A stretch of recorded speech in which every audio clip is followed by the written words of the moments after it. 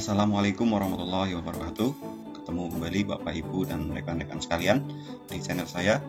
Pada kesempatan kali ini kita akan melanjutkan pembahasan contoh soal asesmen kompetensi guru. Kali ini kita masuk ke bagian ke-7 ya, bagi Bapak Ibu dan rekan-rekan sekalian yang belum nonton bagian 1 sampai 6, silahkan bisa dilihat di deskripsi video ini. Sudah saya cantumkan linknya ya.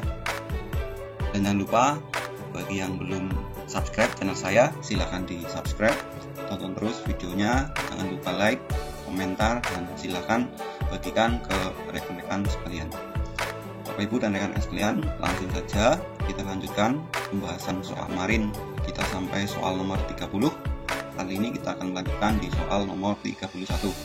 Saya katakan soalnya, perencanaan pembelajaran yang menekankan pada proses keterlibatan peserta didik secara penuh untuk dapat menemukan materi yang dipelajari dan dihubungkan dengan situasi kehidupan sehari-hari sehingga mendorong peserta didik untuk dapat menerapkan dalam kehidupan mereka.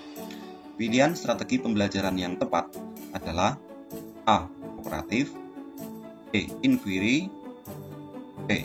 Problem solving, B. Discovery, atau E. Kontekstual.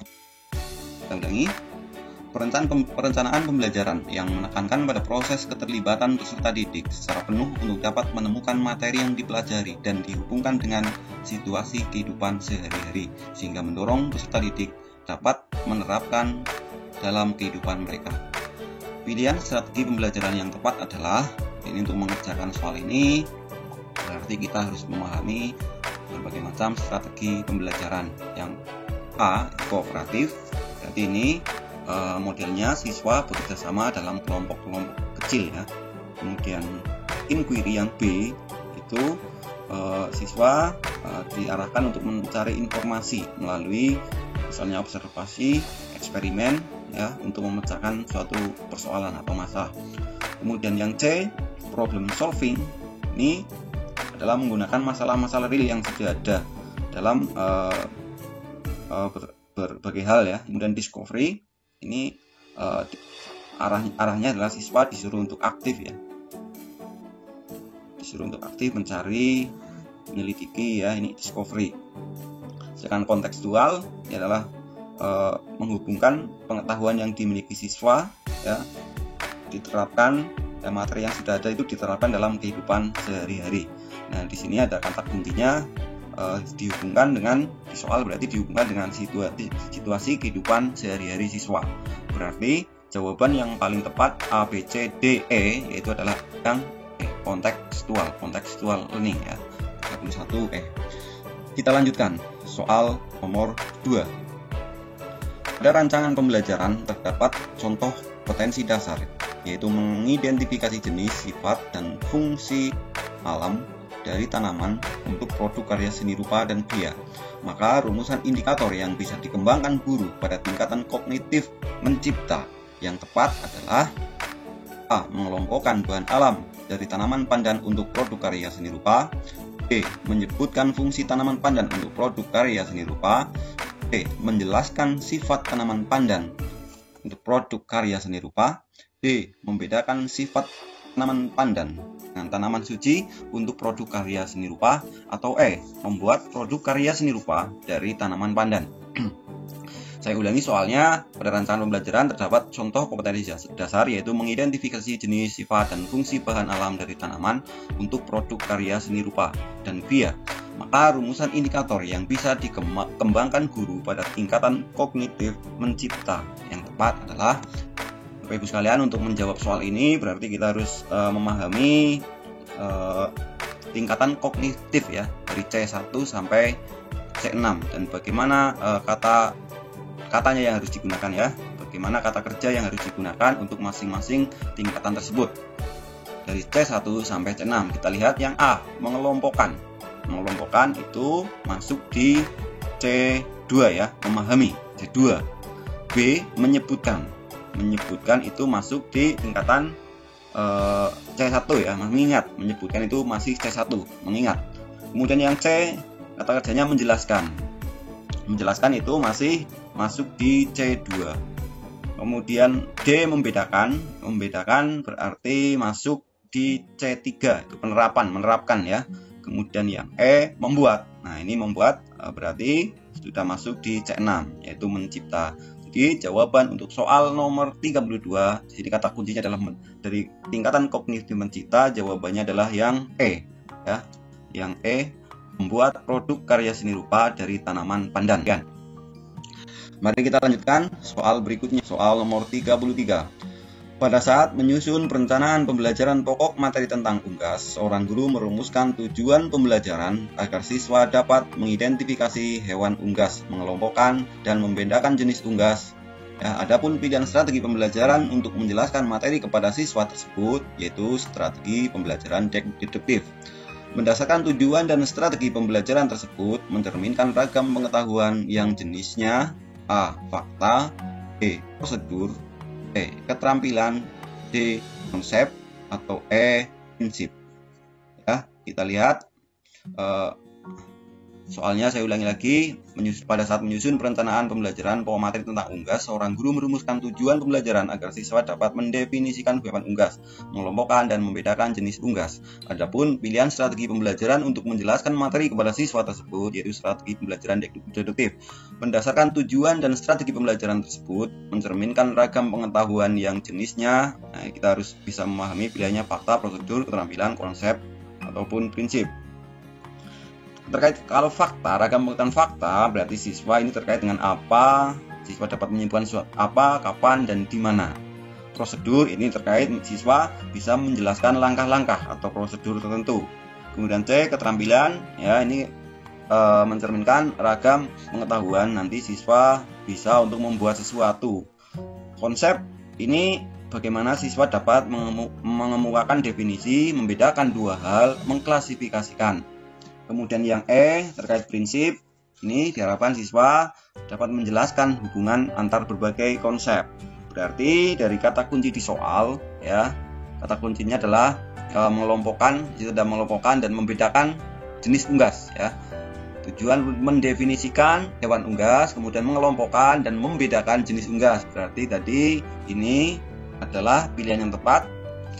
Jadi kata kunci merumuskan, mendefinisikan, mengelompokkan dan membedakan adalah ragam pengetahuan yang jenisnya konsep. Bapak Ibu dan rekan-rekan sekalian, mari kita lanjutkan ke soal nomor 34. Saat merancang pembelajaran, seorang guru ingin menyederhanakan konsep, prinsip, atau hukum yang kompleks sehingga dapat memperjelas penyajian pesan secara tertulis. Media yang paling tepat dipilih oleh guru tersebut adalah A. Bagan, B. APE, C. flipchart, D. foto, atau E. gambar. Saat merancang pembelajaran, seorang guru ingin menyederhanakan konsep, prinsip, atau hukum yang kompleks sehingga dapat memperjelas penyajian pesan secara tertulis. Media yang paling tepat dipilih oleh guru tersebut adalah, apa jawabannya Bapak Ibu? Bagan, alat permainan edukatif, APE, flipchart, foto, atau gambar. Ya, yang paling tepat adalah menggunakan bagan, ya. Jawabannya yang A. Next, kita lanjutkan ke soal nomor 35. Seorang guru merancang evaluasi dengan mendasarkan pada indikator dan tujuan pembelajaran yang sudah ditentukan RPP. Evaluasi tersebut dimaksudkan untuk menentukan hasil dan kemajuan belajar siswa. Maka jenis evaluasi yang tepat dipilih guru tersebut adalah A. Evaluasi formatif, B. Evaluasi sumatif, C. Evaluasi selektif, atau D. Evaluasi diagnostik, atau E. Evaluasi penempatan. Nah, untuk menjawab soal ini kita harus mengerti jenis-jenis evaluasi, ya Bapak Ibu sekalian. Seorang guru merancang evaluasi dengan mendasarkan pada indikator dan tujuan pembelajaran yang sudah ditentukan RPP. Evaluasi tersebut dimaksudkan untuk menentukan hasil dan kemajuan belajar siswa. Jadi kata kuncinya di kalimat untuk menentukan hasil dan kemajuan belajar siswa. Itu evaluasinya itu masuk jenis evaluasi apa? Kalau A, evaluasi formatif itu terkait untuk perbaikan KPM ya, seingat saya.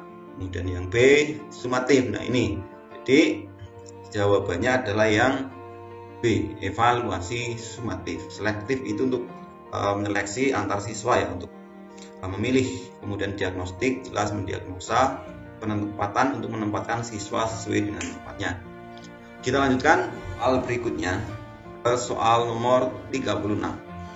Seorang guru ingin mengetahui kemampuan siswa dalam mengatur dan mengelola perbedaan pendapat ketika dilakukan diskusi kelompok. Guru tersebut membuat lembar daftar checklist dalam bentuk skala yang harus diisikan oleh siswa untuk menilai teman kelompoknya. Jenis penilaian otentik holistik yang dapat dipilih oleh guru tersebut adalah A. Penilaian kinerja, B. Penilaian proyek, C. Penilaian portofolio, D. Pertanyaan terbuka, atau E. Penilaian diri. Kita ulangi, seorang guru ingin mengetahui kemampuan siswa dalam mengatur dan mengelola perbedaan pendapat ketika dilakukan diskusi kelompok.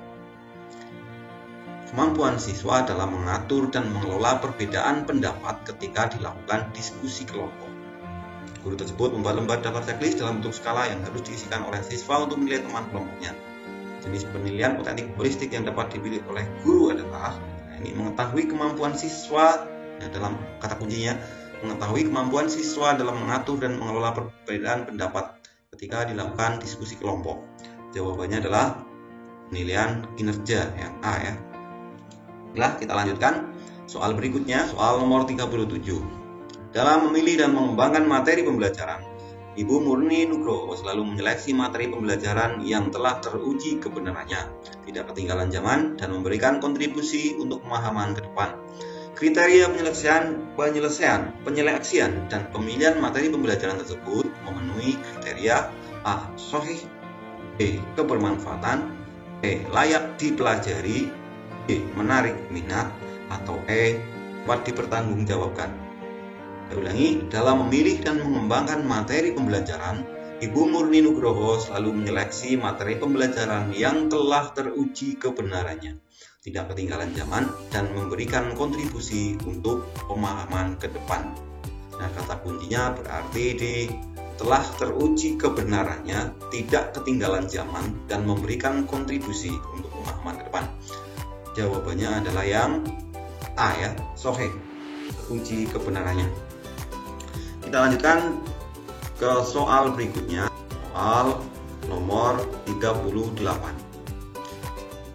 Menggambarkan sejauh mana seorang peserta didik telah menguasai suatu kompetensi. Merupakan A. Tujuan penilaian, B. Prinsip penilaian, C. Fungsi penilaian, D. Bentuk penilaian, atau E. Hasil penilaian. Jangan salah, menggambarkan sejauh mana seorang peserta didik telah menguasai suatu kompetensi. Merupakan, ya, jangan salah ya, antara fungsi dan tujuan penilaian. Jawabannya yang C, menggambarkan sejauh mana seorang peserta didik telah menguasai suatu kompetensi, fungsi penilaian. Dilanjutnya, soal nomor 39. Jangan lupa bagi Bapak Ibu dan rekan-rekan yang belum subscribe channel saya, silakan subscribe agar saya lebih semangat lagi dalam membuat video berikutnya. Terima kasih. Nomor 39. Asesmen hasil belajar peserta didik harus memperhatikan prinsip-prinsip sebagai berikut, kecuali A. Objektif, B. Adil, C. Kooperatif, D. Terpadu, atau E. Valid. Asesmen hasil belajar peserta didik harus memperhatikan prinsip-prinsip sebagai berikut, kecuali berarti yang bukan ya. Prinsip-prinsip asesmen peserta didik yang bukan prinsip, berarti ya, jawabannya yang C, kooperatif. Yang lain adalah prinsip-prinsip asesmen. Kita lanjutkan soal berikutnya. Soal nomor berapa Pak Ibu? Nomor 40. Program pembelajaran remedial hendaknya memungkinkan peserta didik untuk belajar sesuai dengan kesempatan, dan gaya belajar masing-masing. Pembelajaran remedial harus mengakomodasi perbedaan individual peserta didik. Pernyataan di atas termasuk salah satu prinsip yang perlu diperhatikan dalam pembelajaran remedial, yaitu A. Fleksibilitas, B. interaktif, B. adaptif, D. kesinambungan, atau E. sistematis. Program pembelajaran remedial hendaknya memungkinkan peserta didik untuk belajar sesuai dengan kecepatan, kesempatan, dan gaya belajar masing-masing. Pembelajaran remedial harus mengakomodasi perbedaan individual peserta didik. Pernyataan di atas termasuk salah satu prinsip yang perlu diperhatikan dalam pembelajaran remedial, yaitu adaptif, menyesuaikan ya. Pembelajaran remedial harus mengakomodasi perbedaan individual peserta didik. Ya, jawabannya yang C. Kita lanjutkan, Bapak Ibu dan rekan-rekan sekalian. Kita lanjutkan pada video selanjutnya ya, Bapak Ibu dan rekan-rekan sekalian. Jangan lupa subscribe lagi bagi yang belum, tekan tombol loncengnya agar ketika saya mengupload video Bapak Ibu dan rekan-rekan sekalian mendapatkan notifikasinya. Jangan lupa like, komen, dan silakan bagikan ke rekan-rekan kita yang membutuhkan. Terima kasih, sampai ketemu di video selanjutnya. Saya akhiri, wassalamualaikum warahmatullahi wabarakatuh.